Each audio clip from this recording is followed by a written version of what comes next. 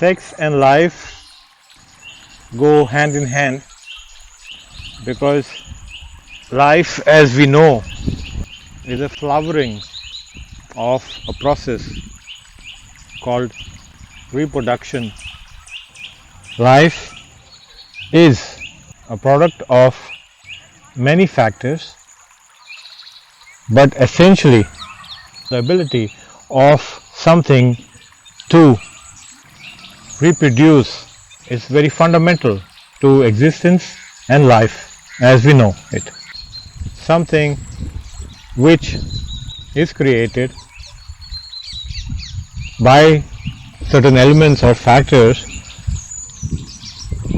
unless it has an ability to reproduce, to recreate, to multiply through an act or through a process, that ability to multiply gives life the continuity it needs to evolve into higher and higher life forms. So the whole concept of not only life, existence, but also evolution as such is dependent to a very large extent to the ability of creatures, to the ability of humans, animals, and various other beings to be able to procreate, to be able to multiply, to be able to reproduce. And in that context, sex and the act of procreation is not only a fundamental principle of life or existence, but also a very fundamental requirement for the life to evolve, for the process of evolution of life, from very primitive animals to a species called human beings. So we wouldn't be here, not only existence, but human beings as such wouldn't be here if the species, if that thing which emerged many millions of years back, if that thing couldn't reproduce, if that thing didn't have the ability to reproduce, to recreate through the process of sex. We as humans owe a lot,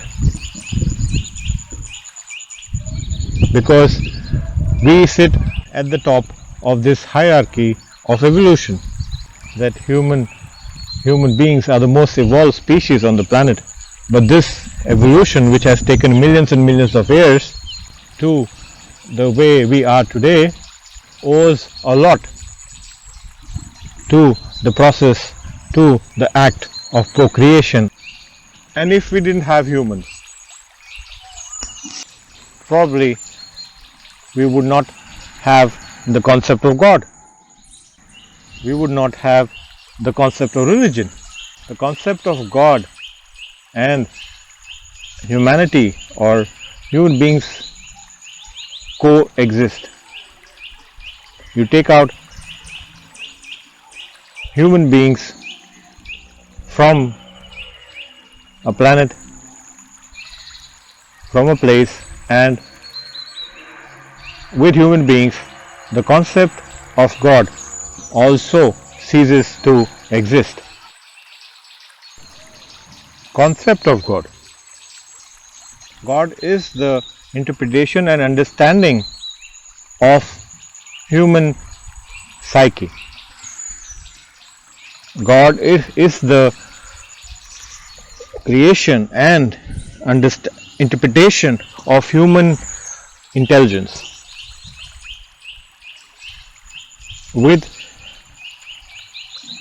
Without humans, there perhaps will be no concept of God. There would be something, but that something would not have a name, would not have a religion, would not have a set of belief systems or tradition or rituals or scriptures. We underestimate the power of reproductive processes because so of the various social and cultural constructs or conditioning. All that conditioning of the society, of the religion, of the culture, of the nations, of the egocentric human being cannot take away the contribution it has to life, to existence, to human beings, and the concept of God or the creation of God. So as long as there are human beings, the human being is trying to understand life. He is trying to understand the whole story of creation, and his interpretation of the story of life from in a certain environment, in a certain region, geographical region or environment, or in a setup, cultural setup, can be called religion or a concept of God. So the concept of God, religion, and humanity coexist, and without the basic fundamental pillar of ability to procreate, man would not be there, would not exist, and therefore with it there would be no God or concept of God. There would be something, but that something would not need a name. That something would not need description. That something wouldn't need to be understood or followed. That something wouldn't need churches and temples and mosques. That something would not need books and scriptures and practices. That something surely would not need religion or wars over religion.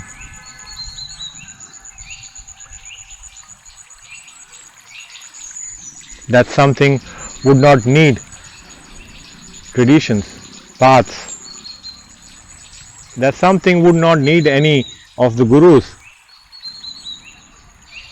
And in a nutshell, the process of self-realization or awakening in your natural state is the discovery of that something. That something which exists